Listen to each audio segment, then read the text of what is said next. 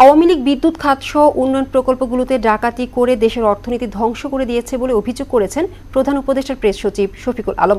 গত 6 মাসে অর্থনীতি যেভাবে ঘুরে দাঁড়িয়েছে তাকে মিরাকল বলে উল্লেখ করেন তিনি। রাজধানী শেরেবাংলা নগরের এনইসি মিলনায়তনে ডিজেএবি টক অনুষ্ঠানে প্রধান অতিথির বক্তব্যে এসব কথা বলেন প্রেস সচিব। এসইউ সেলিমের প্রতিবেদন। Development journalist forum of Bangladesh DJB talk নামের এই অনুষ্ঠানের আয়োজন করে। এতে প্রধান উপদেষ্টার সিনিয়র প্রেস সচিব শফিকুল আলম দেশের অর্থনীতি ধ্বংসে আওয়ামী লীগের অনিয়ম দুর্নীতির চিত্র ও সেখান থেকে ঘুরে দাঁড়ানোর বিষয় তুলে ধরেন। পুরো যে কোনো প্রজেক্টে, যেটা আমরা ইন্ডিপেন্ডেন্ট প্যানেলিস্টরা যেটা দেখেছেন, যে আপনার 70% প্রত্যেকটা প্রজেক্টের কস্ট 70% বেশি। এই যে 70% যে বেশি, এটার মূল ইচ্ছা হচ্ছে যে আপনি কাউকে চুরির একটা বন্দোবস্ত করছেন।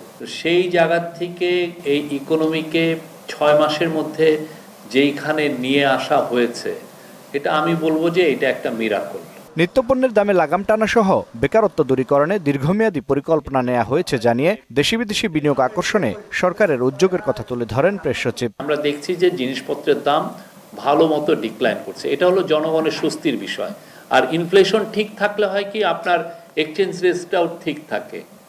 আর এক্সচেঞ্জ রেট ঠিক থাকলে দেখবেন এটা ডেভেলপমেন্ট বাজেট বলেন সব জায়গায় এটার একটা পজিটিভ ইম্প্যাক্ট হয় এই যে ইনভেস্টরদের সবার ক্ষেত্রে। দেশে অনিয়ম দুর্নীতি বন্ধে সব সেক্টর ডিজিটালাইজড করা হচ্ছে জানিয়ে আইনশৃঙ্খলা পরিস্থিতি স্বাভাবিক করে মানুষের নিরাপত্তা নিশ্চিতে সরকার কাজ করছে বলেও জানান তিনি। কম্বাইন্ড পেট্রোল হচ্ছে এবং আমরা আশা করছি খুব দ্রুত এই আইনশৃঙ্খলা পরিস্থিতি ভালো হবে। এসইউ সেলিম, মোহনা সংবাদ, ঢাকা।